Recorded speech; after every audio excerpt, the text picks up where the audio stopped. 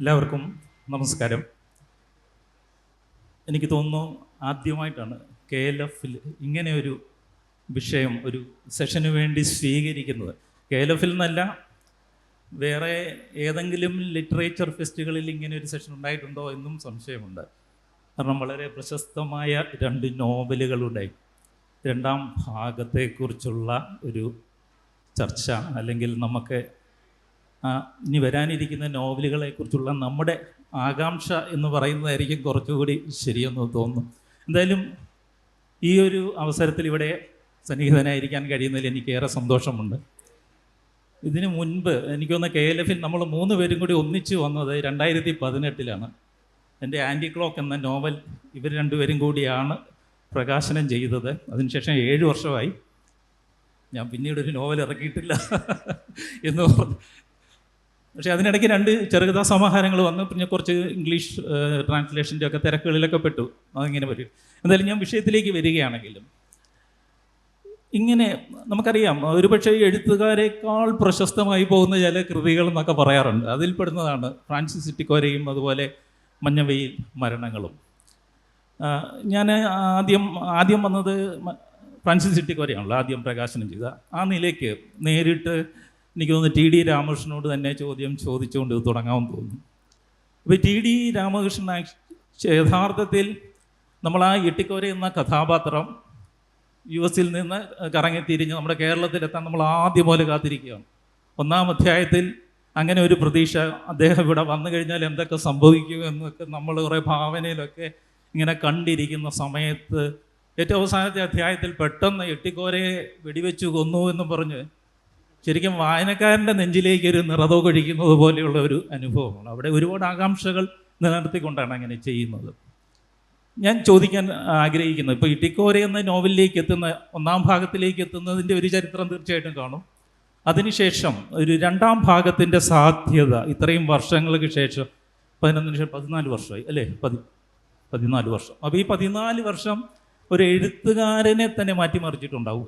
എഴുത്തുകാരൻ്റെ ജീവിത ദർശനങ്ങളെ തന്നെ ചിലപ്പോൾ ആകെ കൂടി പിടിച്ചു കുലുക്കിയിട്ടുണ്ടാവും. അപ്പം ഇങ്ങനെ ഇത്രയും കാലത്തിൻ്റെ ഒരു മാറ്റം നടന്നതിന് ശേഷം ഒരു 2-ാം ഭാഗത്തെക്കുറിച്ച് ചിന്തിക്കാൻ ഇടവരുന്ന സാഹചര്യം എന്താ? ഇപ്പോൾ സിനിമകളിലൊക്കെ നമ്മൾ കണ്ടിട്ടുണ്ട് 2-ാം ഭാഗം 3-ാം ഭാഗം എന്നൊക്കെ പറഞ്ഞു. പക്ഷേ സാഹിത്യത്തിൽ അതത്ര വ്യാപകമായിട്ട് കാണാറില്ല, വളരെ റെയറാണ്. അതല്ലെങ്കിൽ നമ്മൾ ഇങ്ങനെ 2-3 ഭാഗങ്ങളായിട്ട് നേരത്തെ തന്നെ സങ്കല്പിച്ചുകൊണ്ട് അത് ചെയ്യണം. ഇതങ്ങനെയല്ല.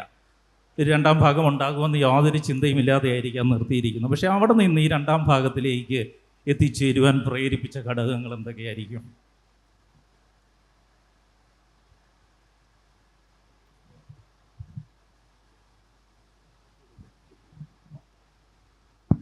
നമസ്കാരം. ഇട്ടിക്കോര പ്രസിദ്ധീകരിക്കുന്നത് ഖണ്ഡശയായി പ്രസിദ്ധീകരിക്കുന്നത് 2008-ലാണ്. പുസ്തകമായിട്ട് 2009-ൽ വരുന്നു. ഇപ്പോൾ ഒരു 15 വർഷം കഴിച്ച് 16-ാമത്തെ വർഷമായി. ഇട്ടിക്കോര എഴുതുന്ന സമയത്തോ അല്ലെങ്കിൽ അത് എഴുതി പൂർത്തിയാക്കുന്ന സമയത്തോ ഒന്നും ഒരു 2-ാം ഭാഗത്തിനെക്കുറിച്ച് ഞാൻ ചിന്തിച്ചിരുന്നില്ല വാസ്തവം. അതിനുശേഷം ഒരു 10 വർഷമൊക്കെ കഴിഞ്ഞിട്ടുണ്ടാവും. 12 വർഷം കഴിയുമ്പോഴാണ് പുതിയ ഒരു സാധ്യത മനസ്സിലേക്ക് വരുന്നു. ഇട്ടിക്കോര വന്ന അതുമായി ബന്ധപ്പെട്ട ചർച്ചകളിൽ വായനക്കാരുടെ ഭാഗത്തു നിന്നൊക്കെ സ്ഥിരമായിട്ട് ഉന്നയിക്കപ്പെടാറുള്ള ഒരു ചോദ്യം വളരെ അബ്രപ്റ്റായിട്ട് നിർത്തി എന്നാണ്. ഇട്ടിക്കോര നാട്ടിലേക്ക് വരുന്നതുമായി ബന്ധപ്പെടുന്ന കാര്യങ്ങൾ അങ്ങനെ എഴുതി പൊലിപ്പിച്ച് കൊണ്ടുവന്ന് പെട്ടെന്ന് ഇട്ടിക്കോരയെ തട്ടിക്കളഞ്ഞു എന്നുള്ള വായനക്കാരുടെ ഭാഗത്തുനിന്ന് ധാരാളം ചോദ്യങ്ങളുണ്ട്. പക്ഷേ അങ്ങനെ ആയിരുന്നില്ല. അത് മറ്റൊരു തരത്തിലാണ് അത് അവസാനിപ്പിക്കുന്നത്. ആ പുസ്തകത്തിനെ സംബന്ധിച്ച് ആദ്യം എന്നെ ഒരു എഴുത്തുകാരൻ എന്നുള്ള നിലയിൽ കൃത്യമാണ്. പക്ഷേ ഒരു 10-12 വർഷം കഴിഞ്ഞപ്പോൾ പുതിയ കാലത്ത് വരുന്ന മാറ്റങ്ങൾ, സമൂഹത്തിൽ വരുന്ന മാറ്റങ്ങൾ, ഇട്ടിക്കോര അഡ്രസ്സ് ചെയ്യാൻ ശ്രമിച്ചിരുന്ന വിഷയങ്ങൾ കുറച്ചും കൂടെ സങ്കീർണമായി മറ്റൊരു തലത്തിലേക്ക് മാറുന്നത്, ഇതൊക്കെ കണ്ട ഒരു കാലത്താണ് ഇതിൻ്റെ ഒരു അടുത്ത ഘട്ടത്തിലേക്കുള്ള എഴുത്തിനെക്കുറിച്ച് ചിന്തിക്കുന്നത്. ഒരു 2 വർഷം മുമ്പേ, 2-3 വർഷം മുമ്പെയാണ് കൃത്യമായി. ഒരു 12 വർഷം കഴിഞ്ഞ സമയത്ത് ഇതിൻ്റെ അടുത്തൊരു സാധ്യതയിലേക്ക് പോകും. 2008-ൽ ഇത് എഴുതുന്ന മാസത്തിൽ 2005 ശേഷം 6, 7, 8 കാലങ്ങളിലൊക്കെ ആയിട്ടാണ് എഴുതുന്നത്. ആ കാലത്തിൽ നിന്ന് വലിയ തോതിൽ സമൂഹവും മനുഷ്യരും അവരുമായി ബന്ധപ്പെടുന്ന സമസ്ത വ്യവഹാരങ്ങളും മാറുന്നു. നമ്മളുടെ പല ആകാംക്ഷകളും ഉത്കണ്ഠകളുമൊക്കെ അട്ടിമറിച്ചുകൊണ്ട് പ്രതീക്ഷയുടേതായിട്ടുള്ള പല കാര്യങ്ങളും ഈ കാലത്ത് ഉണ്ടാകുന്നുണ്ട്. ഇപ്പോൾ ഒരു കച്ചവട മുതലാളിത്തം നമ്മുടെ സമൂഹത്തിലേക്ക് അതിൻ്റെ ഒരു ആഘോഷപരമായ തലത്തിൽ കടന്നു വരുമ്പോൾ അതുണ്ടാക്കുന്ന ഒരു വയലൻസിനെയാണ് ഫ്രാൻസിസ് ചിറ്റിക്കോര എന്നുള്ള നോവലിൽ പ്രോബ്ലമാറ്റൈസ് ചെയ്യാൻ ശ്രമിച്ചിരുന്നത്. അത് മനുഷ്യരെ എത്ര കണ്ട് ഹിംസാത്മകമായൊരവസ്ഥയിലേക്ക് എത്തിക്കുന്നു, അതുണ്ടാക്കുന്ന പ്രശ്നങ്ങൾ ഇതുമായി ബന്ധപ്പെട്ട കാര്യങ്ങളാണ്. പക്ഷെ അതിൻ്റെ അടുത്ത ഒരു ഘട്ടത്തിലേക്ക് വരുമ്പോൾ ഇതിൻ്റെ ഒരു തുടർച്ച മറ്റ് പല തരത്തിലും സാധ്യമാണെന്ന് ടെക്നോളജിയിലൊക്കെ തന്നെ ഒരു കഴിഞ്ഞ ഒരു 10-15 വർഷത്തിൽ കൊണ്ടുണ്ടായ മാറ്റങ്ങൾ നമുക്ക് ചിന്തിക്കാൻ കഴിയാത്തത്ര വലിയ മാറ്റങ്ങളാണ് സംഭവിക്കുന്നത്. വേണമെങ്കിൽ അതിനു മുമ്പേ ഒരു 50 കൊല്ലം അല്ലെങ്കിൽ 100 കൊല്ലം കാലം കൊണ്ട് നേടിയതിനേക്കാൾ കൂടുതൽ കഴിഞ്ഞൊരു 10-15 വർഷം കൊണ്ട് നമ്മുടെ സമൂഹം മാറിയിട്ടുണ്ട്. പെട്ടിക്കോരയുടെ തുടക്കത്തിൽ തന്നെ ഏറ്റവും പുതിയ കാലത്തെ സാങ്കേതിക വിദ്യയും അല്ലെങ്കിൽ സമൂഹത്തിലെ മാറ്റങ്ങളൊക്കെ ഉൾക്കൊണ്ടുകൊണ്ടുള്ള ഒരു ഫിക്ഷൻ്റെ പോസിബിലിറ്റിയാണ് ശ്രമിച്ചിരുന്നത്. അപ്പോൾ അതിനേക്കാൾ വേഗത്തിൽ സമൂഹം മാറുന്നത് കാണുമ്പോൾ അതിൻ്റെ മറ്റൊരു വ്യാഖ്യാനം അല്ലെങ്കിൽ ഇത് ഈ കഥയുടെ ഒരു തുടർച്ച സാധ്യമാണോ എന്നുള്ള അന്വേഷണങ്ങൾ, അതുമായി ബന്ധപ്പെടുന്ന ചിന്തകൾ, അതിൽ നിന്നാണ് എറ്റിക്കോരയുടെ 2ാം ഭാഗം എഴുതാൻ തുടങ്ങുന്നത്. കുഴപ്പമില്ല. ഇനി സ്വാഭാവികമായിട്ടും ബെന്യാമിനോടാണ്. ബെന്യാമിൻ്റെ മൾബറി എന്ന നോവൽ ഇപ്പോൾ മാതൃഭൂമിയിൽ വന്നുകൊണ്ടിരിക്കുകയാണ്. വളരെ മനോഹരമായ നോവലാണ്, അത് പറയട്ടെ. എന്നെ സാധാരണ ഞാൻ സീരിയലൈസ് ചെയ്ത നോവലുകൾ വായിക്കാനായിട്ട് വിട്ടുപോകാറുണ്ട്. പക്ഷേ ഇത് അതിൻ്റെ ആ മനോഹാരിത കൊണ്ട് തന്നെ, പ്രത്യേകിച്ചും ഷെൽവിയോടൊക്കെയുള്ള നമ്മുടെ മനസ്സുകൊണ്ടുള്ള ചേർച്ച കൊണ്ട് തന്നെ വായിച്ച് വളരെ നമ്മൾ ആസ്വദിച്ച് വായിക്കുന്ന ഒരു നോവലാണ്. ഞാൻ ബെന്യാമിനെക്കുറിച്ച് ഞങ്ങൾ തമ്മിലുള്ള ഒരു കൊച്ചു സംഭാഷണം പോലെ എടുത്താൽ പോരെ, അങ്ങനെ മതിയല്ലോ, വലിയ സീരിയസ് ആയിട്ടുള്ള ഇതായിട്ട് നമുക്ക് കൊണ്ടുപോകണ്ടല്ലോ. അതായത് ഞാൻ ഒരു നോവൽ, 4 നോവലുകൾ, പുറപ്പാണ്ട് പുസ്തകം, ചോരശാസ്ത്രം, ലയിക്കാതെ എത്താപാരി, ഈ 4 എഴുതിയതിന് ശേഷം കുറച്ച് വർഷങ്ങൾ ഞാൻ മൗനത്തിലായിരുന്നു. എന്ന് പറഞ്ഞാൽ എൻ്റെ ഒരു പുസ്തകവും ഈ മാർക്കറ്റിലൊന്നും അവൈലബിൾ അല്ല. DC-യോട് ഞാനതിൻ്റെ സങ്കടം ഇപ്പോഴും പറയുകയാണ്. കാരണം അതിൻ്റെ പുറകെ ഒരുപക്ഷെ ഞാൻ നടന്നിട്ടുണ്ടാവില്ല. ഒരുപക്ഷെ ഒരിക്കൽ ചന്ദ്രമതി ടീച്ചർ എന്നോട് പറഞ്ഞു, ജെയിംസ് ഒന്ന് വിളിച്ച് പറ, ജെയിംസിൻ്റെ പുസ്തകങ്ങൾ പലരും അന്വേഷിക്കുന്നു, കിട്ടുന്നില്ല, ചോരശാസ്ത്രമൊക്കെ. അപ്പോൾ അങ്ങനെ ഞാൻ കുറച്ച് നാൾ വായനയിൽ നിന്ന് എഴുതി നോക്കി, ഇതൊക്കെ ഇത്രയൊക്കെ ഉള്ളൂ എന്നുള്ളൊരു ധാരണ നടക്കുന്ന സമയത്താണ് ഈ ആടുജീവിതത്തെക്കുറിച്ച് അവിടെ ഇവിടെയൊക്കെ വായിച്ച് കേൾക്കുന്നത്. ബെന്യാമിൻ എന്ന പേര്, സത്യം പറഞ്ഞാൽ ബെന്യാമിൻ എന്ന പേര് അപ്പോഴാണ് എൻ്റെ മനസ്സിൽ പതിയുന്നത്. ഇതാരാണ് എന്ന് എനിക്ക് അന്ന് വ്യക്തമായില്ല. പിന്നീട് നമ്മൾ തമ്മിലൊരു ബന്ധമുണ്ടെന്ന് പിന്നീട് ഞാൻ അറിയുന്നത്. അങ്ങനെ ആടുജീവിതം, ഇട്ടിക്കോര, ഈ 2 പുസ്തകങ്ങൾ എല്ലാവരും ഭയങ്കരമായിട്ട് ചർച്ച ചെയ്യുന്നു. ഇത് എന്താണ് സാഹിത്യത്തിൽ നടക്കുന്നത്, ഞാൻ എന്താണ് അറിയാതെ പോയതെന്ന വിചാരത്തിൽ ആടുജീവിതവും ഇട്ടിക്കോരയും ഞാൻ വീണ്ടും വായിക്കുകയും അങ്ങനെ ഒരു മൗനത്തിൻ്റെ കാലഘട്ടത്തിൽ ഞാൻ തിരിച്ചു വരികയും, നിങ്ങൾ 2 പേരും കൂടെയാണ് മൗനത്തിൽ നിന്ന് തന്നെ തിരിച്ച് എത്തിച്ചതെന്ന് വേണമെങ്കിൽ പറയാം. അതിൻ്റെ നന്ദിയും കൂടെ ഇവിടെ പറയട്ടെ. നമ്മളെ ശത്രുവിനെ സൃഷ്ടിച്ചു എന്നുള്ളതാണ്. എന്തായാലും രസകരമായിരിക്കും. അപ്പം എന്നിട്ട് കുറേ കാലം കഴിഞ്ഞപ്പോഴത്തേക്കാണ് ബെന്യാമിൻ ഞാൻ പരിചയപ്പെടുന്നത്. അന്ന് ബെന്യാമിൻ എന്നോട് പറഞ്ഞൊരു കാര്യം, നിങ്ങൾ ഒരു ജാലകം എന്ന് പറഞ്ഞ ഒരു മാഗസിൻ നിങ്ങൾ നടത്താറുണ്ടായിരുന്നു. ബഹ്റിനിലാണ് അല്ലേ? ബഹ്റിൻ എല്ലാവരും കൂടെ ചേർന്ന് നടത്തുമായിരുന്നു. അപ്പോൾ എനിക്ക് പുറപ്പാടിൻ്റെ പുസ്തകത്തിന് ഈ പറഞ്ഞ പോലെ DC ബുക്സിൻ്റെ അവാർഡൊക്കെ കിട്ടിയപ്പം ബെന്യാമിന് ഒരു കത്ത് എഴുതി, ജാലകത്തിലേക്ക് ഒരു സൃഷ്ടി തരണം, കഥ തരണമെന്നൊക്കെ പറഞ്ഞ്. അതിൻ്റെ ആ കത്ത് അതിൻ്റെ കോപ്പി ഈയിടെ ബെന്യാമിൻ എനിക്ക് ഫോർവേഡ് ചെയ്തു തന്നു കേട്ടോ, സ്കാൻ ചെയ്ത്. അതൊക്കെ വെച്ചോളൂ, ചിലപ്പം ഭാവി തലമുറയൊക്കെ കോടികൾക്ക് അതൊക്കെ ചിലപ്പം വാങ്ങിച്ചെടുക്കും കേട്ടോ, ലേലം വിറ്റെന്ന് വരൂ.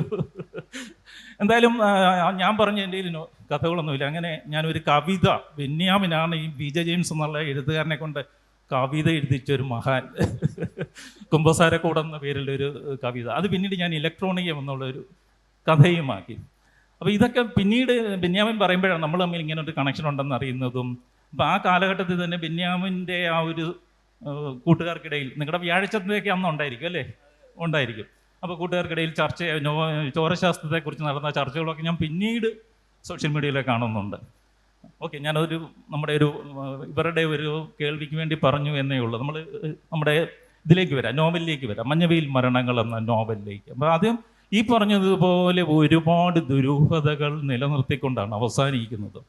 അതിൻ്റെ തുടക്കത്തിൽ നിന്ന് പ്രത്യേകിച്ചും വായനക്കാരൻ്റെ ഒരു ആകാംക്ഷ, ക്രിസ്റ്റി ക്രിസ്റ്റി അന്തപ്പേറിന് എന്തു പറ്റി എന്നുള്ള ഒരു ചോദ്യം അത് പറയുന്നത്. അതുപോലെ സെന്തിലിൻ്റെ മരണകാരണം വ്യക്തമായിട്ട് പറയുന്നില്ല, ചില ഊഹാപോഹങ്ങൾ.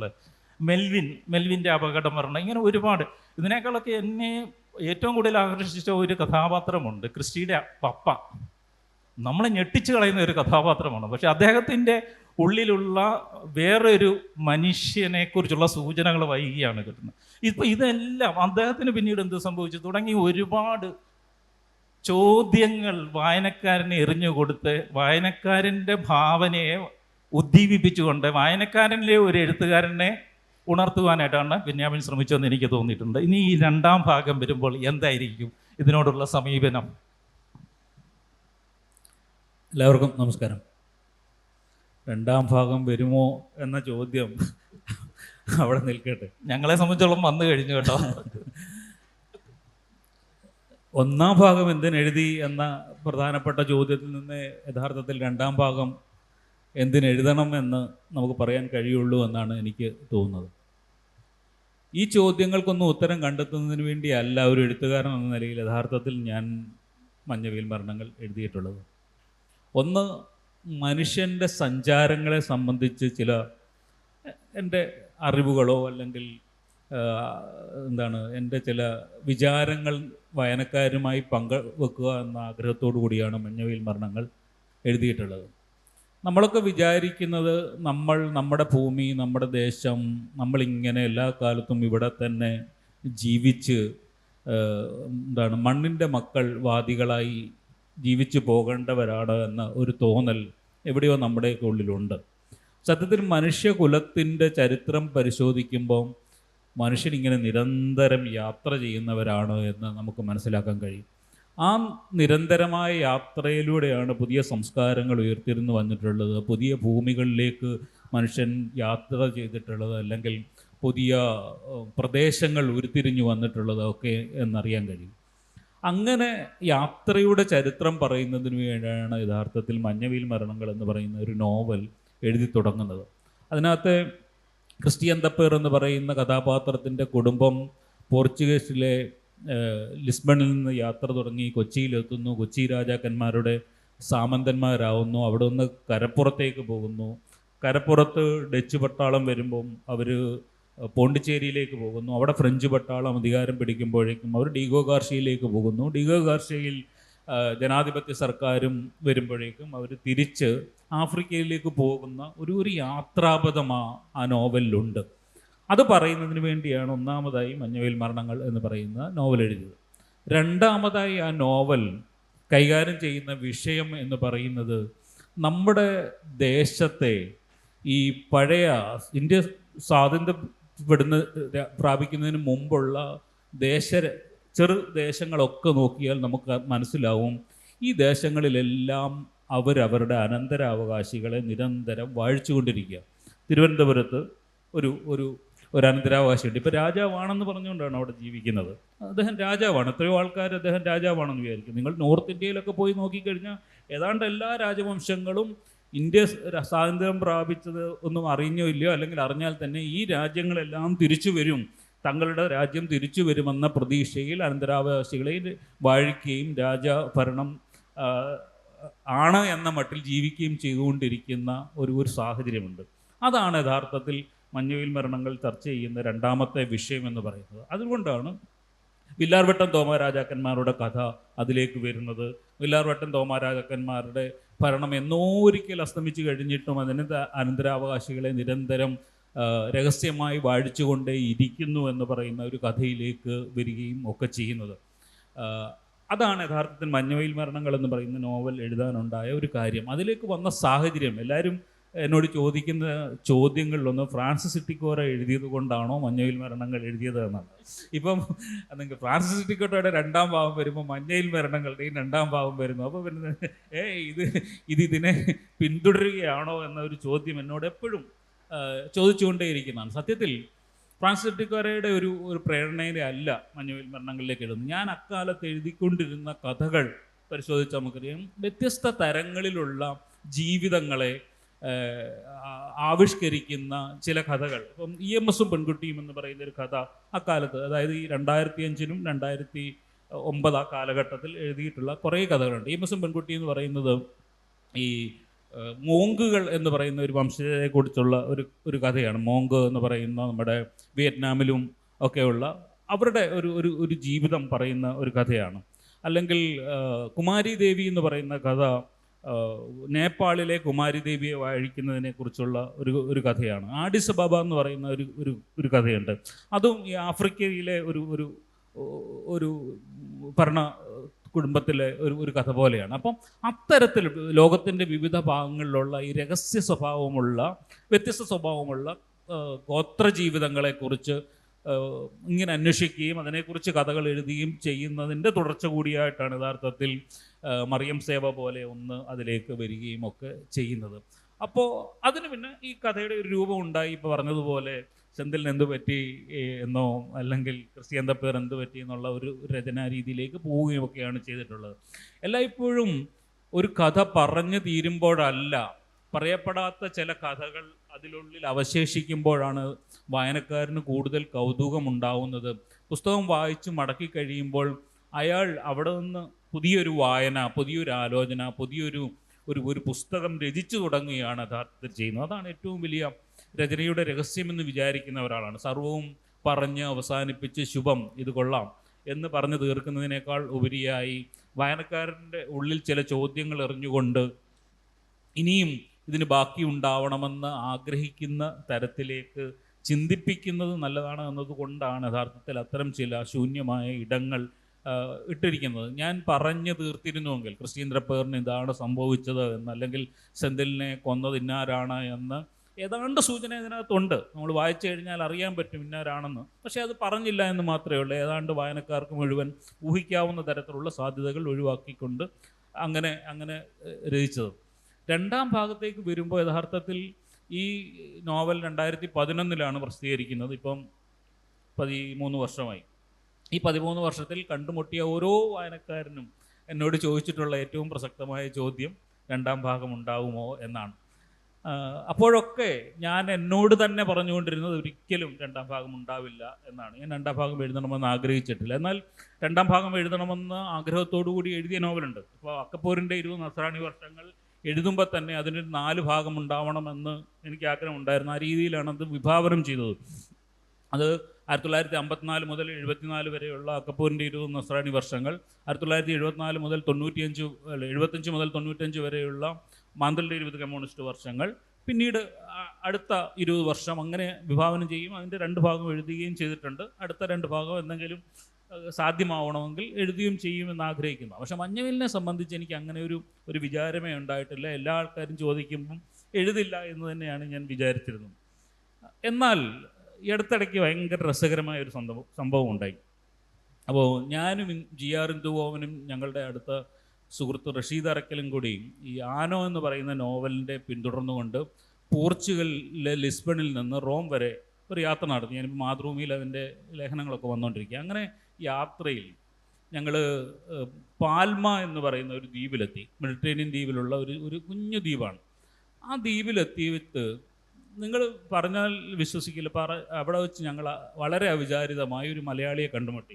ആ ദ്വീപിലാകെ 3 മലയാളികളേ ഉള്ളൂ. ഒരു പുരോഹിതനും ഒരു കന്യാസ്ത്രീയും പിന്നെ ഒരു സൂപ്പർ മാർക്കറ്റിൽ ജോലി ചെയ്യുന്ന ഈ മനുഷ്യനും. അങ്ങനെ 3 പേരേ ഉള്ളൂ. അയാളെ വളരെ ആദർശ്യമായി കണ്ടു.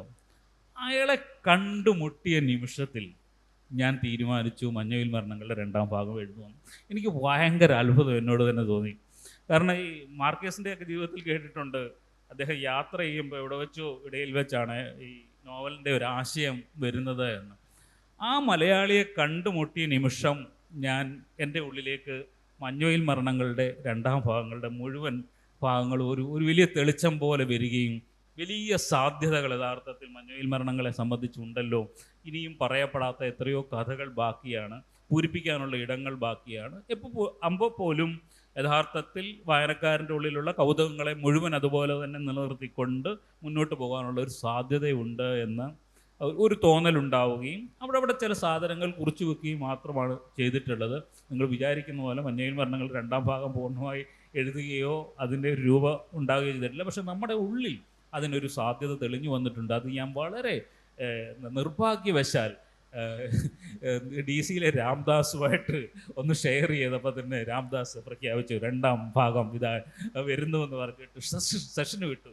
അതാണ് സംഭവിച്ചിട്ടുള്ളത്. പക്ഷേ മൾബറി തീർന്നാൽ ഉടൻ തന്നെ അത് എഴുതണം എന്ന് ആഗ്രഹിക്കുന്നു. അതിൻ്റെ ഡേറ്റാസൊക്കെ ഇങ്ങനെ കളക്ട് ചെയ്തുകൊണ്ടിരിക്കുകയൊക്കെ ചെയ്യുകയാണ്. അതുകൊണ്ട് എന്താണ് കോരപ്പാപ്പൻ സ്തുതിയൊക്കെ കഴിഞ്ഞ് കുറേ കാലം കഴിഞ്ഞിട്ടേ മഞ്ഞവെയിലിൻ്റെ 2ാം ഭാഗം വരികയുള്ളൂ. പക്ഷേ ആരോഗ്യത്തോടെ ഇരിക്കുകയാണെങ്കിൽ സാഹചര്യം അനുവദിക്കുകയാണ്. കാരണം ഏതൊരു കൃതിയും നമ്മൾ എഴുതുമെന്നൊക്കെ പ്രതീക്ഷിച്ചാലും നമുക്കൊരിക്കലും പറയാൻ പറ്റില്ല. അത് എഴുതി തീരുന്ന നിമിഷം വരെ അത് എഴുതുമോ ഇല്ലയോ എന്ന് നമുക്കത് ഒരിക്കലും പ്രവചിക്കാനാവാത്ത ഒന്നാണ് എഴുത്ത് എന്ന് പറയുന്നത്. അതുകൊണ്ട് ഇതെല്ലാം സാധ്യമാവുകയാണെങ്കിൽ മഞ്ഞവെയിലിൻ്റെ 2ാം ഭാഗം എഴുതണമെന്ന് ആഗ്രഹിക്കുന്ന ഒരാളാണ് ഞാൻ. അതാണ്.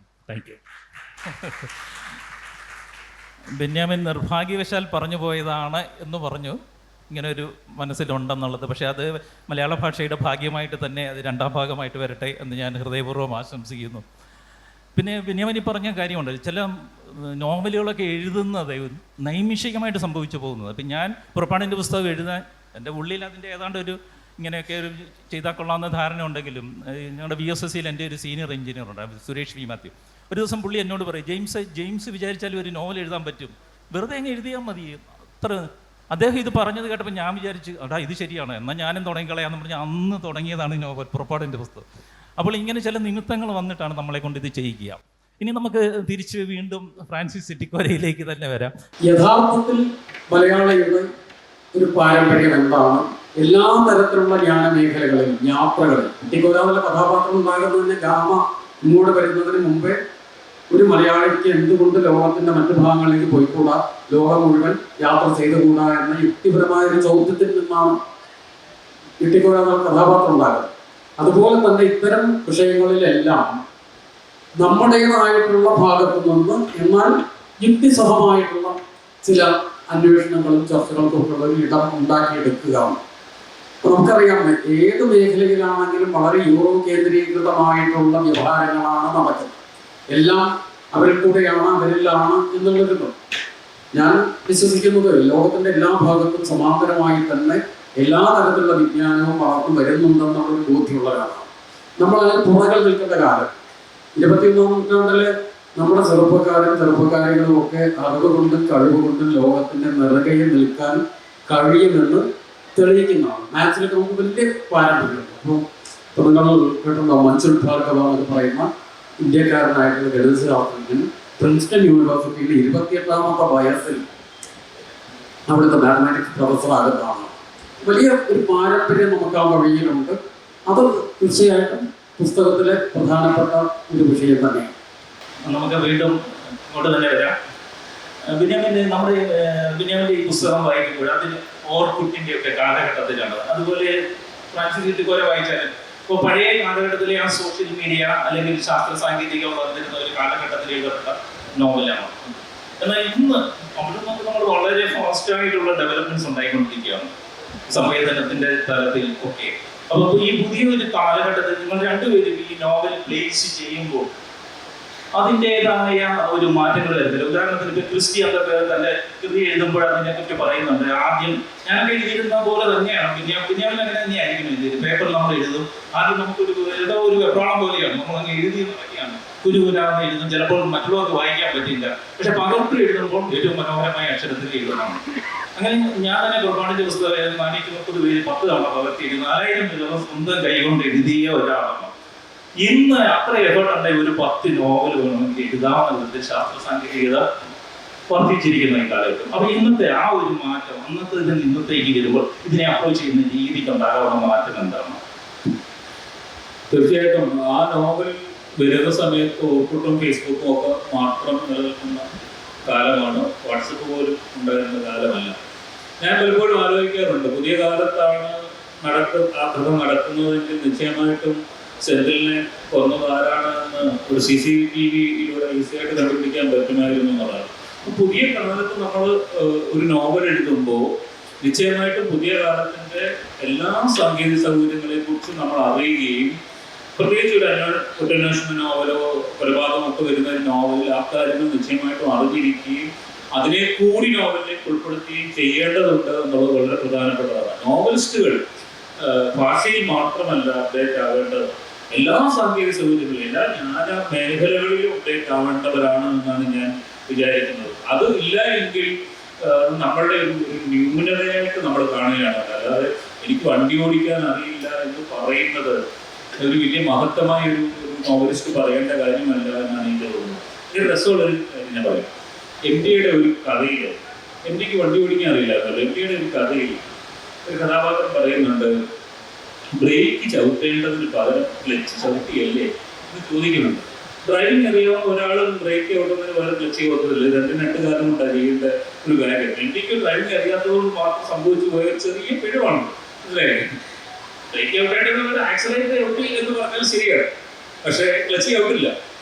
അപ്പോ ഞാൻ പറയുന്നത്, ഒരു എഴുത്തുകാരൻ ഏതെല്ലാം മേഖലകളിൽ അറിവുണ്ടാവുന്നോ അതെല്ലാം അവന്റെ എഴുത്തിന് ഗുണകരമാവുകയും പോസിറ്റീവായി അതിനെ സഹായിക്കുകയുമാണ് ചെയ്യുന്നത്. അതുകൊണ്ട് പുതിയ കാലത്തിന്റെ എല്ലാ സാങ്കേതിക സൗകര്യങ്ങളും എവിടെ മനുഷ്യനെ ഉപകരിച്ചിട്ടുണ്ട്. റോബോട്ടിക് എഞ്ചിനീയറിംഗ് ഏത് മേഖലയിൽ ഒരു വികസിച്ചിട്ടുണ്ട്. സർവൈലൻസ് സിസ്റ്റം ഏതൊക്കെ തരത്തിലാണ് പുതിയ ലോകത്ത് വന്നുകൊണ്ടിരിക്കുന്നത്. ഈ കാര്യങ്ങളെല്ലാം നമ്മൾ അറിഞ്ഞിരിക്കേണ്ടത് ഒരു എഴുത്തുകാരൻ എന്നതിൽ വളരെ പ്രധാനപ്പെട്ടതാണ് എന്ന് ഞാൻ കരുതുകയാണ്. അതുകൊണ്ട് ആ ഒരു എഴുതിയ കാലം യഥാർത്ഥത്തിൽ അസ്തമിച്ചു പോയിട്ടുണ്ട്. പുതിയൊരു കാലത്തിലാണ് നമ്മളിതിൻ്റെ രണ്ടാം ഭാഗം എഴുതുന്നത്. നിശ്ചയമായിട്ടും അത്തരം കാര്യങ്ങൾ കൂടി ഞാൻ മനസ്സിലാക്കാൻ ശ്രമിക്കും എന്നാണ് എനിക്ക് ഇതിനെക്കുറിച്ച് പറയാനുള്ളത്. വളരെ ശരിയായൊരു മറുപടിയാണ്. കാരണം ഒരു എഴുത്തുകാരൻ എപ്പോഴും അപ്ഡേറ്റ് ചെയ്തുകൊണ്ടിരിക്കുക, സ്വയം അപ്ഡേറ്റ് ചെയ്തുകൊണ്ടിരിക്കുക. അതങ്ങനെ എഴുത്തെന്ന് പറയുമ്പോൾ നമുക്കറിയാം, ഒരേ സമയം ഒരു അന്വേഷണവും കണ്ടെത്തലും കൂടി നടക്കുന്നുണ്ട്. പലപ്പോഴും നമുക്ക് ചില ഉത്തരങ്ങൾ, പ്രത്യക്ഷത്തിൽ കിട്ടാത്ത ഉത്തരങ്ങൾ ഈ അന്വേഷണത്തിന്റെ ഭാഗമായിട്ട് പുറത്തു വരും. എഴുത്തിൽ ഇടപെട്ടവർക്കൊക്കെ അറിയാവുന്നതാണ്. പലതും ഒരുപക്ഷെ ബെന്യാമിൻ എഴുതിയാലും അല്ലെങ്കിൽ ടി ഡി രാമകൃഷ്ണൻ എഴുതിയാലും എഴുതാനിരിക്കുന്ന സമയത്ത് ചിന്തിച്ചിട്ടില്ലാത്ത പലതും ചിലപ്പോൾ കടന്നു വന്നു. ആ നിലയ്ക്ക് അത് വളരെ ശ്രദ്ധേയമായ ഒരു കാര്യം. ഈ അന്വേഷണങ്ങളൊക്കെ ഞാൻ യഥാർത്ഥത്തിൽ എൻ്റെ നോവലിൽ തന്നെ ഉൾപ്പെടുത്തുകയും ചെയ്യും. നമ്മൾ എങ്ങനെയാണ് ഈ സാധനങ്ങളിലേക്ക് എത്തിയത് എന്നത് ഒരു കഥാപാത്രത്തിന്റെ അന്വേഷണമാണ്. ഇപ്പം നിശബ്ദ സഞ്ചാരങ്ങൾ എന്ന് പറയുന്ന നോവലിൽ ഞാൻ ഈ സിംഗപ്പൂർ ആർക്കൈവ്സിൽ കുറേ അന്വേഷണം നടത്തേണ്ടി വന്നിട്ടുണ്ട്. രണ്ടാം ലോകമായിട്ട് ബന്ധപ്പെട്ട ചില വിവരങ്ങൾ കിട്ടുന്നതിന് വേണ്ടി, അന്ന് മലയാളികൾ അവിടെ പോയിട്ടുള്ളതിനെ സംബന്ധിച്ച്. അപ്പോൾ ഈ സിംഗപ്പൂർ ആർക്കൈവ്സിൽ ഇന്ന് നമുക്ക് അക്സസ് ചെയ്യണമെങ്കിൽ നമ്മൾ സിംഗപ്പൂരിൽ പോകേണ്ട കാര്യം, നമ്മുടെ വീട്ടിൽ ഇരുന്നുകൊണ്ട് ആ കാര്യം സാധിക്കും എന്നുള്ള ഒരു പുതിയ സാങ്കേതിക ലോകം വന്നിട്ടുണ്ട്. ഞാൻ ഇവിടെ നിന്നൊരു മെയിൽ അയക്കുന്നു സിംഗപ്പൂർ ആർക്കൈവ്സിന്. അപ്പോൾ അവരുടെ ആക്സസ് ചെയ്യാനുള്ള ഡീറ്റെയിൽസ് നമുക്ക് തരുന്ന എന്ത് ആവശ്യത്തിന് വേണ്ടിയാണെന്ന് അവരോട് ചോദിക്കുന്നു. ഇന്ന കാര്യങ്ങളെന്ന് പറയുമ്പോൾ നമുക്ക് അവിടെ ആക്സസ് ചെയ്യാം, വീട്ടിലിരുന്നുകൊണ്ട് ആക്സസ് ചെയ്യാം. ഇത് അതുപോലെ ഞാൻ നോവലിൽ ഉപയോഗിച്ചിട്ടുണ്ട്. ആ കഥാപാത്രം അത് ആക്സസ് ചെയ്തത് അങ്ങനെയാണ് എന്ന് പറയുന്ന ഇതില്. ഇപ്പോൾ മൾബറി എന്ന് പറയുന്ന നോവലില് എനിക്ക് നിക്കോസ് കസിൻസാക്കിസിന്റെ വൈഫ് ഗലാറ്റിയ ഒരു നോവൽ എഴുതിയിട്ടുണ്ട്, മനുഷ്യരും അതിമനുഷ്യരും എന്ന് പറയുന്ന ഒരു നോവൽ. ആ നോവൽ ഗ്രീക്ക് ഭാഷയിൽ മാത്രമേ ലഭ്യമായിട്ടുള്ളൂ, മറ്റു ഭാഷകളിലേക്ക് കാണിച്ചിട്ടില്ല. പക്ഷേ കസിൻസാക്കിസിനെ കുറിച്ച് ഒരു നോവൽ എഴുതുമ്പം തൻ്റെ ജീവിതത്തിൻ്റെ ഒരു ഘട്ടത്തിൽ വെച്ച് തിരിഞ്ഞു പോയ ഭാര്യ ഇദ്ദേഹത്തെ പ്രധാന കഥാപാത്രമായി എഴുതിയിട്ടുള്ളൊരു നോവൽ എന്തിനു വേണ്ടി ഇവിടെ അവസാന കാലത്ത് എഴുതി, അതിനകത്ത് എന്താണ് കസിൻസാക്കിസിനെ കുറിച്ച് പറയുന്നത് എന്ന് അന്വേഷിക്കാനുള്ള ഒരു കൗതുകം എനിക്കുണ്ട്.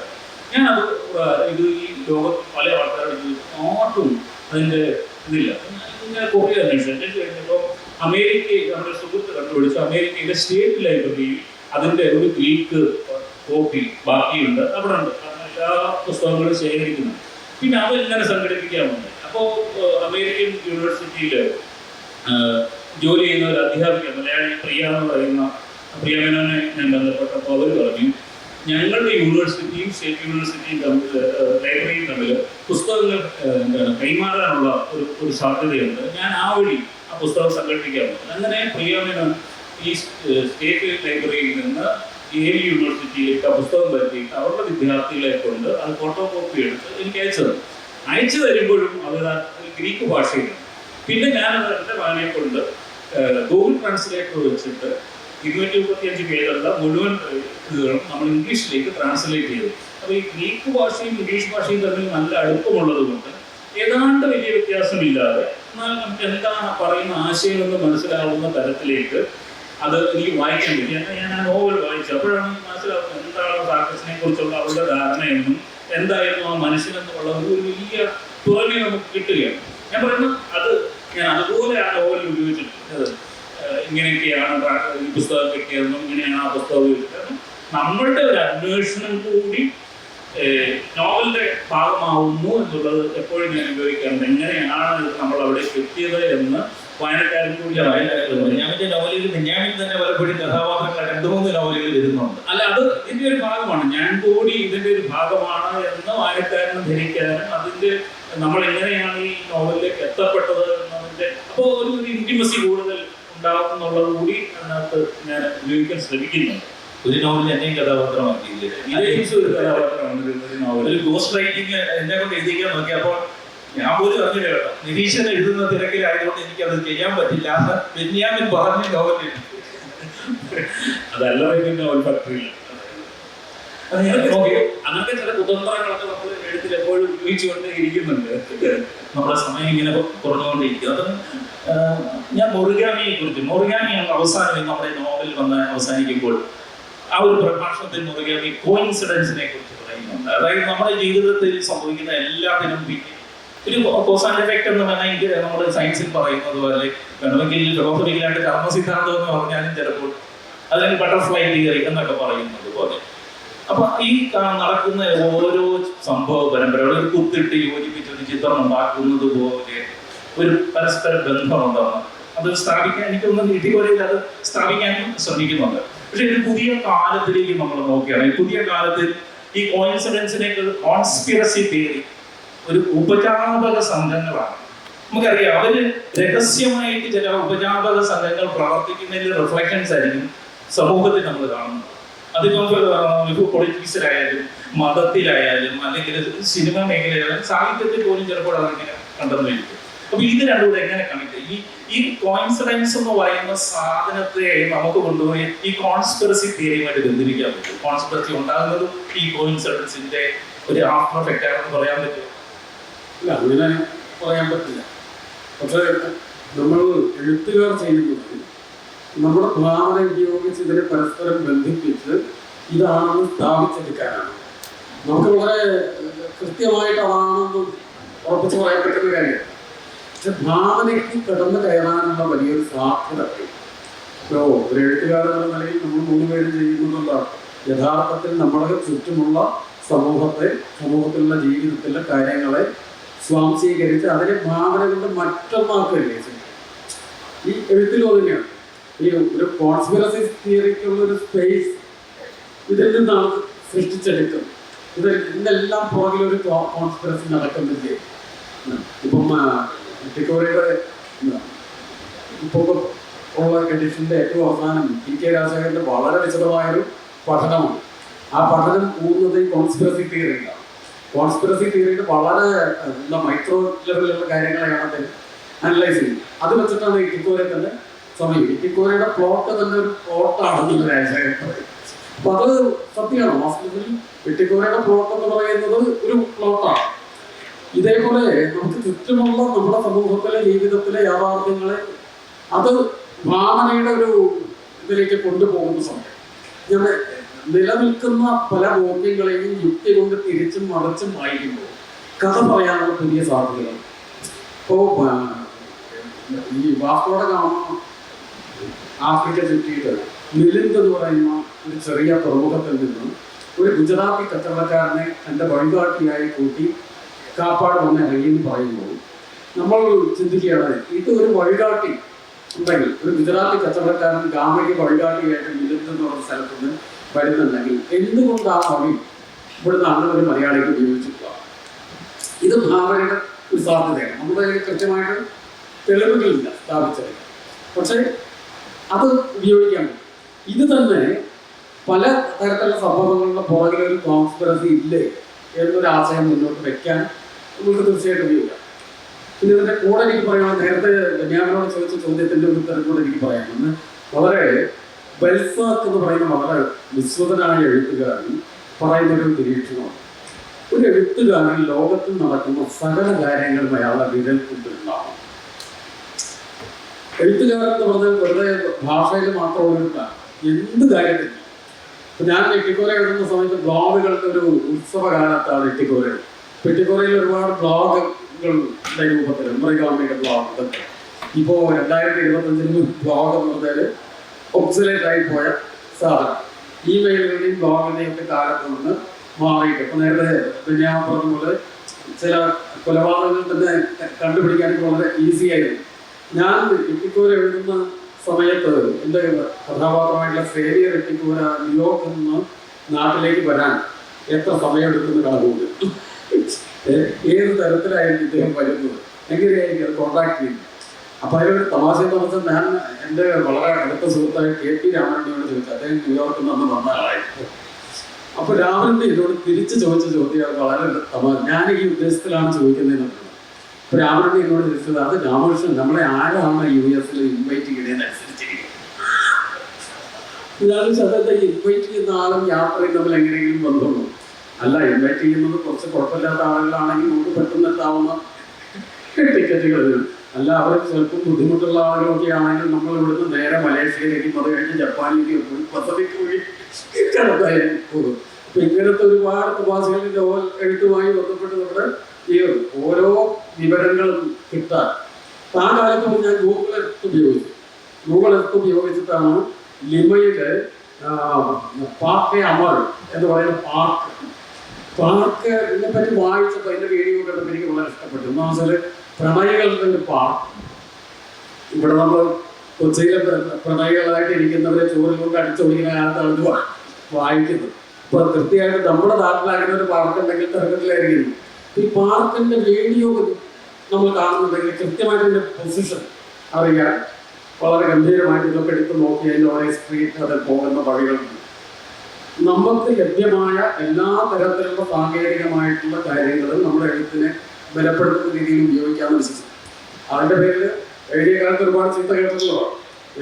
എന്താണെന്ന് ഇത് എഴുതുന്ന വെറുതെ പുസ്തകം മാത്രം വായിച്ചിട്ട് ചെയ്യേണ്ട ഒരു കാര്യമാണ്. വേറെ ഒരു കാര്യവും ചെയ്യാൻ പാടില്ല. ഇതത് ഇന്റർനെറ്റ് എന്നൊക്കെ പറഞ്ഞാൽ വലിയ അപകടമാണെന്ന് വിശ്വസിച്ചിരുന്ന കാലത്താണ് എത്തിക്കൂടെ വരുന്നത്. പക്ഷെ ഇന്നും ഒരുപാട് വ്യത്യാസമുണ്ട്.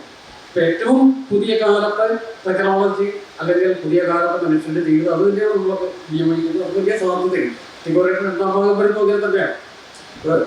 ടിക്കോറേറ്റ് 2ാം ഭാഗം വരുമ്പോഴും ഇന്ന് ലഭ്യമായിട്ടുള്ള സാങ്കേതിക വിദ്യയുടെ ഏറ്റവും അങ്ങേയറ്റത്ത് പോകാവുന്ന വഴികളിലേക്ക് തന്നെയാണ് അന്വേഷിച്ചത്. ഞാൻ ഈ നോവൽ ഏത് കൃതി എഴുതുമ്പോഴും ഞാൻ ഇതുമായി അനുബന്ധപ്പെട്ട് ധാരാളം വായിക്കുകയും അന്വേഷിച്ചു പോവുകയും പറഞ്ഞതുപോലെ നമ്മൾ ഒരു ചെറിയ കാര്യമായിരിക്കും, പക്ഷെ ഒരിക്കലും നോവലിന് പ്രസക്തമല്ലെങ്കിൽ വെറുതെ ഇങ്ങനെ അന്വേഷിച്ചു പോയി അതിൻ്റെ ബാക്കി കാര്യങ്ങൾ കണ്ടുപിടിക്കും. നമുക്ക് തന്നെ ഒത്തിരി അറിവുണ്ടാക്കുന്ന ഒന്നാണ് ഒരു പ്രക്രിയയാണ് എഴുത്തെന്ന് പറയുന്നത്. അത് ഒരു നോവൽ എഴുതി പൂർത്തിയാക്കുന്നതിന് വേണ്ടിയല്ല നോവൽ എഴുതുന്നത്. നമുക്കറിയാത്ത ഒത്തിരി സ്ഥലങ്ങളെ കുറിച്ച് പരിചയിക്കുന്നു. ഇപ്പം ഉദാഹരണത്തിന് പാൽമയെ കുറിച്ച് ഞാൻ എഴുതുകയാണെന്ന് വിചാരിച്ചു, ഈ കണ്ടുപിടിയ സംഭവം പറഞ്ഞു.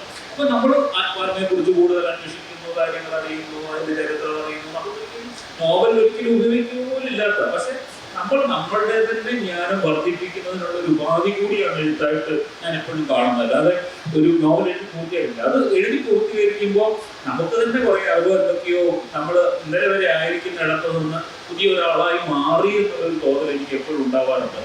അതിനു വേണ്ടി കൂടിയാണ് നമ്മൾ ഇന്റർനെറ്റും മറ്റു കാര്യങ്ങളും ഒക്കെ ഉപയോഗിക്കുന്നത്. പറഞ്ഞതുപോലെ നമ്മുടെ ഇടത്ത് ഒരു തെരുവിനെ കുറിച്ച് പോയി ഗൂഗിൾ എർത്തിലോ ഗൂഗിൾ സ്ട്രീറ്റിലോ ഒക്കെ തപ്പുക, അതൊക്കെ ഇങ്ങനെ കാണുക, ആ വഴിയിൽ ഇതൊക്കെ ഉണ്ടല്ലോ എന്ന് നമ്മൾ തിരിച്ചറിയുക. ഭയങ്കര കൗതുകമുള്ള ഒരു പ്രവൃത്തിയാണ് എഴുത്തെന്ന് പറയുന്നത്.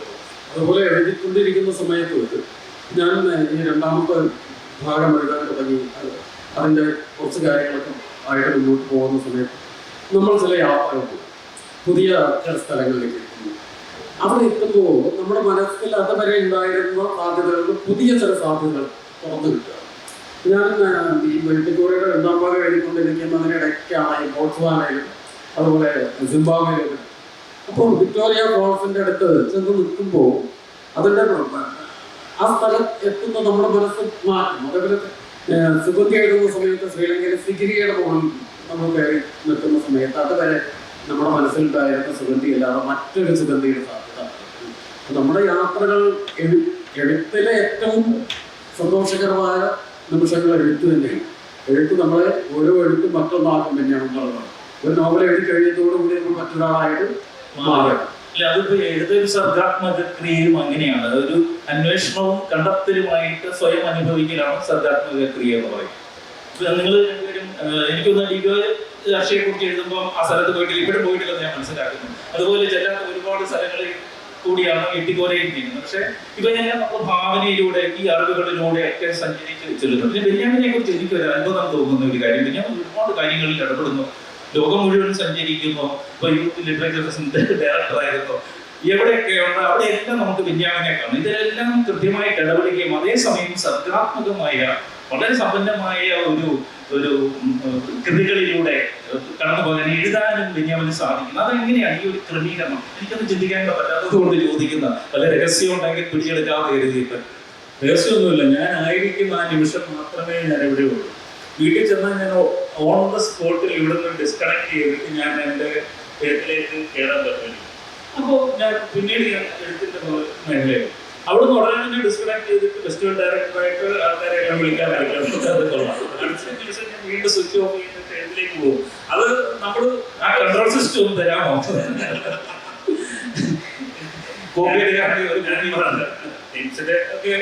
ഞാൻ വളരെ ടെക്നിക്കലായ ജോലികൾ ചെയ്തിട്ടുണ്ടെന്ന ഒരാളാണ്.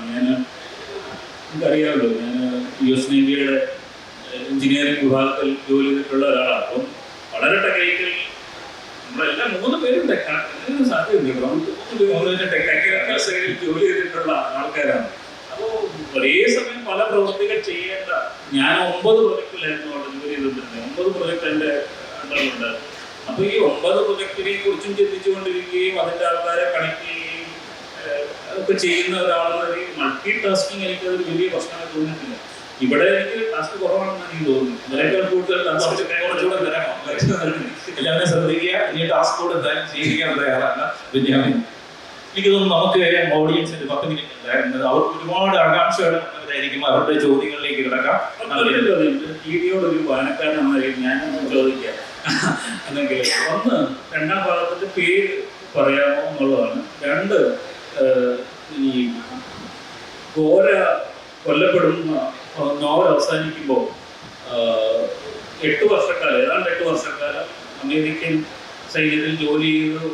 അതിന് ശേഷമുള്ള, അതായത് വിട്ടതിന് ശേഷമുള്ള 8 വർഷക്കാലം എവിടെയായിരുന്നു അറിയില്ലാത്തടത്താണ് നാട്ടിൽ വരികയും കൊല്ലപ്പെടുകയും ചെയ്യുന്നത്. അപ്പോൾ ആ 8 വർഷത്തെക്കുറിച്ചുള്ള അന്വേഷണമാണോ, 18ാം കൂട്ടിനെ കുറിച്ചുള്ള ഈ ലോകമെമ്പാടും ചിതറിക്കിടക്കുന്ന 18ാം കൂട്ടിനെ കുറിച്ചുള്ള അന്വേഷണമാണോ രണ്ടാം ഭാഗം? ഈ ഗണിയിൽ വീഴരുത്, നാട്ടിലെ കോരയുടെ ജീവിതത്തെ കുറിച്ചാണോ എന്ന് ഞങ്ങൾ വായനക്കാർക്ക് വലിയ കൗതുകമുണ്ട്, പറയാതെ വിടത്തില്ല. ഒന്നാമത്തെ ചോദ്യത്തിനുള്ള ഉത്തരം ധൈര്യമായിട്ട് പറയാം. പുസ്തകത്തിന് പേര് കോരപ്പാപ്പന് സ്തുതിയായിരിക്കട്ടെ. അതിൽ 2-3 ചോദ്യങ്ങൾക്കുള്ള ഉത്തരം മുഴുവനായിട്ട് പറയാൻ പറ്റില്ല. അതിൽ ഒരുപാട് രഹസ്യങ്ങൾ ഒളിച്ചു വെച്ചു. ആ നമ്പർ കയ്യിലിരിക്കട്ടെ, അതെന്താ വെച്ചാൽ സ്പോയിലർ ആയിപ്പോ. അപ്പൊ അതുകൊണ്ട് ഇപ്പൊ പറയുന്നില്ല. പക്ഷേ ഞാൻ ചോദിച്ച 3 കാര്യങ്ങൾ വരുന്നുള്ള ഇതിൽ ഏതെങ്കിലും ഒന്ന് മാത്രമല്ല. ഈ വന്ന ഇട്ടിക്കോരയുടെ 8 വർഷം മാത്രമല്ല, അതിന് ഈ വന്ന ഇട്ടിക്കോര ഭരിക്കുന്നതിന് ശേഷമുള്ള കാര്യങ്ങളും പെടുന്ന, അതേ സമയത്ത് തന്നെ ഇവിടുത്തെ ഈ 18ാം കൂട്ടുകാരുടെ 18 അടവുകളും നടക്കുന്ന കോരപ്പാപ്പന്റെ കളി, എല്ലാം കോരപ്പാപ്പന്റെ കളി. അപ്പോൾ ഇനി ഓഡിയൻസിൽ നിന്ന് നമുക്കെല്ലാം ബുക്ക് ഇവിടെ തന്നെ പ്രീ ഓർഡർ ചെയ്യുകയൊക്കെ എപ്പോഴാണോ വരുന്നത് അപ്പം തന്നെ വാങ്ങിക്കാമെന്ന് ഞങ്ങൾ ആഗ്രഹിക്കുകയാണ്. നമസ്കാരം, ഞാൻ രാജൻ തേങ്ങാപ്പറമ്പ്. എനിക്ക് ആകാംക്ഷ ബെന്യാമിൻ സാറിൻ്റെ, ഞാൻ അദ്ദേഹത്തിൻ്റെ പ്രവാസ ജീവിതത്തിൽ ആടുജീവിതത്തിൻ്റെ കാലഘട്ടം മുതൽ ജീവിതം ഇതൊക്കെ എഴുതും എന്നെ മനസ്സിലാക്കുന്നു. ഇപ്പോഴെനിക്ക് അദ്ദേഹത്തിൻ്റെ മാതൃഭൂമി വീക്കിലിൽ വന്നുകൊണ്ടിരിക്കുന്ന മൽബറി എന്ന നോവലിനെ കുറിച്ചാണ്. മൽബറി എന്ന നോവലിലെ സെൽവി എന്ന കഥാപാത്രം, സെൽവിയുടെ ഐതിഹ്യമാണല്ലോ. അപ്പോൾ ആ സെൽവിയുടെ എൻ്റെ ഒരു കാലഘട്ടം ഉണ്ടായിരുന്നു. ഞാൻ കോയമ്പത്തൂർ സിക്കനല്ലൂർ കേരള സമാജത്തിൻ്റെ പ്രസിഡൻ്റായ ഒരു കാലഘട്ടത്തിൽ ഞാനും അവിടെ വിജയകുമാർ കുരിശ്ശേരിയും ചേർന്ന് ഈ സെൽവി അവിടെ അന്ന് മൽബറി എത്തിയെന്ന് ഒരുപാട് പ്രയാസങ്ങളൊക്കെ ഒരു കാലഘട്ടം ഉണ്ടായിരുന്നു. അപ്പോൾ ഏതാണ്ട് 33-34 വർഷം മുമ്പാണ്. ആ സമയത്ത് ഞങ്ങളത് ഈ മൽബറി അദ്ദേഹത്തിന് നല്ലൊരു പുഷ്ടി ഇതാക്കാൻ വേണ്ടി സാമ്പത്തികവും മറ്റും എല്ലാത്തിനും വേണ്ടിയിട്ട് മന്ത്രി എല്ലാവരെയും അവിടെയുള്ള നമ്മൾ അറിയുന്ന കുറേ സുഹൃത്തുക്കളെയൊക്കെ നിർബന്ധിച്ചുകൊണ്ട് ഓരോരുത്തരും 1000 രൂപ അന്ന് കൊടുത്താൽ, അന്നൊരു വലിയൊരു സംഖ്യ ഞങ്ങളൊന്ന് തിരിച്ചു കൊടുത്തിട്ടുണ്ട്. അന്ന് വലിയ സംഖ്യ ഈ 1000 രൂപ കൊടുക്കുന്നവർക്ക് 300 രൂപയുടെ പുസ്തകം, അങ്ങനെ ഒരു മെമ്പർഷിപ്പ് എടുത്തിട്ടുണ്ട്. അങ്ങനെ ഒരുപാട് ഈ സെൽവിക്ക് വേണ്ടി നമ്മളൊരു പ്രവർത്തനങ്ങളൊക്കെ ഒന്ന് നടത്തിയിരുന്നു.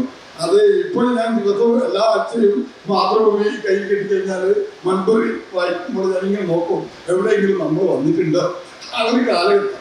അതുകൊണ്ടാണ് ഞാൻ ഇന്ന് എനിക്ക് ഈ വായന എപ്പോഴും, ഞാൻ യഥാർത്ഥത്തിൽ ചെറിയ ഒരു ബിസിനസ് ഒക്കെ ചെയ്യുന്നതാണ്.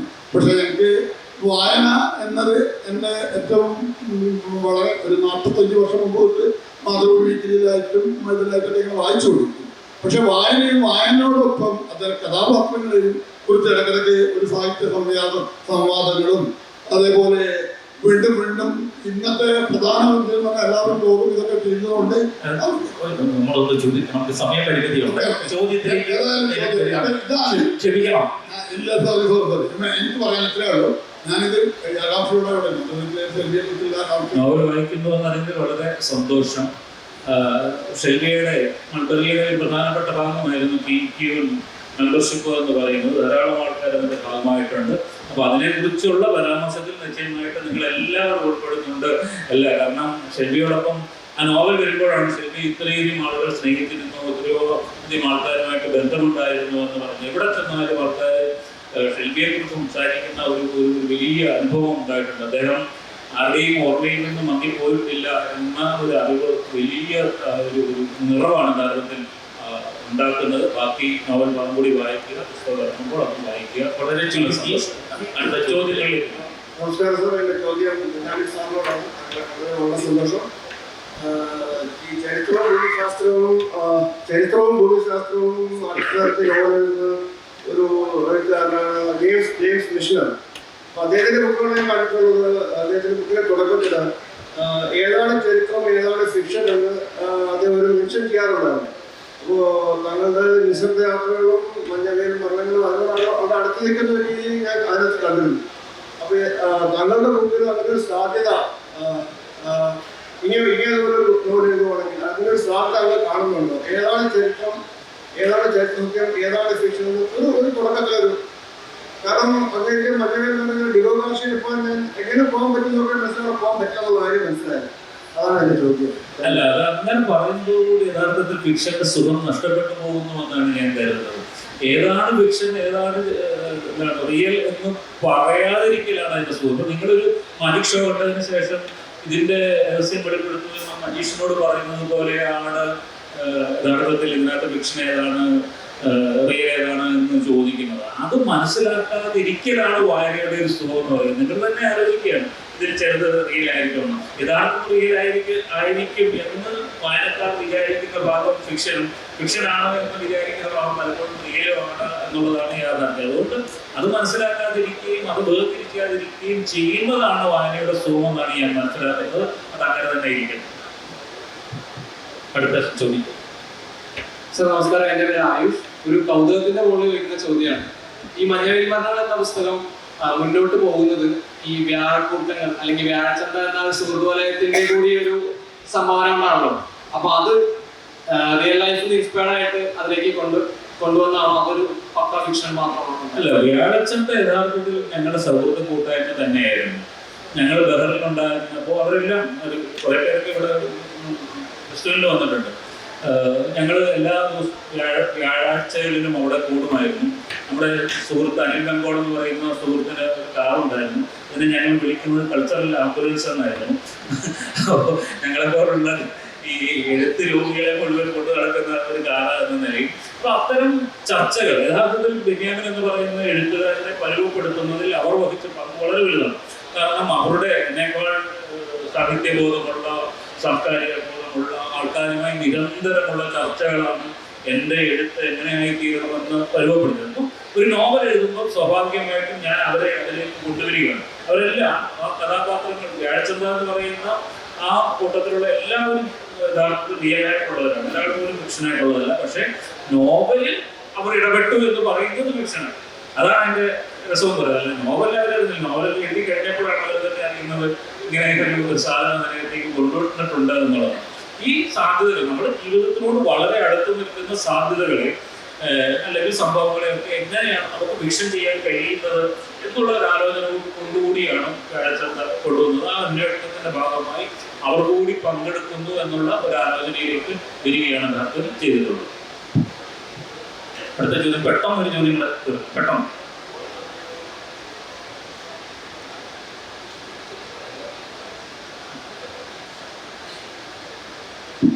സാർ, എൻ്റെ ക്വസ്റ്റ്യൻ രാമകൃഷ്ണ സാറിനോടാണ്.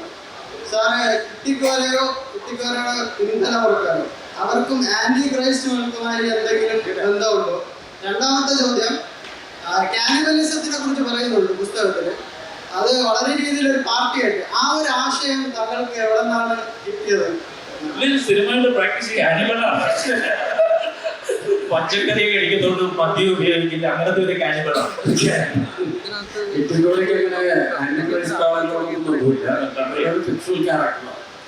രണ്ടാമത് ടിക്കോറിൽ കാനിബോളിസം ഉപയോഗിക്കുന്ന ഒരു മെറ്റഫറാണ്. അപ്പോൾ ആ മെറ്റഫറിൽ തലങ്ങളിലേക്ക് വായനകൾ പോവുകയാണെങ്കിൽ കറക്റ്റായിട്ട് നിങ്ങൾക്ക് മനസ്സിലാവും. വെറുതെ പരമാംസ ഭോജനം നടത്തുന്ന ഇതല്ല ഉദ്ദേശിക്കുന്നത്. ഇതിനപ്പുറത്തേക്ക് ഒരു തലത്തിൽ ഏറ്റവും പുതിയ കാലത്ത് വയലൻസിനെ പ്രോബ്ലമാറ്റൈസ് ചെയ്യുന്ന ഒരു മെറ്റഫർ എന്നുള്ള നിലയിലാണ് അതിൽ കാനിബോളിസം ഉപയോഗിക്കുന്നത്. അത് ഉണ്ടാക്കുന്ന ഒരു ഡിസ്കോഴ്സും. പക്ഷെ കാനിബോളിസം എന്ന് പറയുമ്പോൾ നിർഭാഗ്യവശാൽ അത് പെരിഫറൽ റീഡിങ്ങിൽ അത് അത്തരത്തിൽ വായിക്കപ്പെടുന്നുണ്ട് എന്നതും ഒരു യാഥാർത്ഥ്യം. എന്തായാലും നമുക്ക് ഈ ഗുണം കൊണ്ട് നിർത്താൻ പോകുന്ന 2 മഹത്തായ പുസ്തകങ്ങൾ നമ്മൾ പ്രതീക്ഷിക്കുകയാണ്. ഒപ്പം നിങ്ങൾക്ക് രണ്ടുപേർക്കും ഒരു വാണി. കാരണം ചോരശാസ്ത്രത്തെക്കുറിച്ച് 2ാം ഭാഗം പണ്ട് പോലെ എൻ്റെ മനസ്സിലുണ്ടായിരുന്നു. ചോരശാസ്ത്രത്തിലെ കളം മരിച്ചു പോയതോ പലരും തെറ്റിദ്ധരിച്ചിരിക്കുന്നു, പക്ഷെ ആ കളം മരിച്ചിട്ടില്ലായിരുന്നു. അപ്പൊ നിങ്ങൾ രണ്ടുപേരും ഇങ്ങനെ വൈകിക്കരുത്. ചിലപ്പോൾ ചോരശാസ്ത്രത്തിലെ കളം വീഡിയോ കൂടിയാൽ അങ്ങനെ കാര്യം സംഭവിക്കും. അപ്പൊ പെട്ടെന്ന് രണ്ടുപേരും എഴുതി തീർക്കുക. എല്ലാവർക്കും ഈ സെഷൻ വളരെ സജീവമായി ബന്ധപ്പെട്ട എല്ലാവർക്കും നമസ്കാരം. വലിയ സന്തോഷം. പുസ്തകം കൂടെ വരുമ്പോൾ 2ാം ഭാഗം അപ്പൊ കോരപ്പാപ്പാൻ സ്തുതിയായിരിക്കും.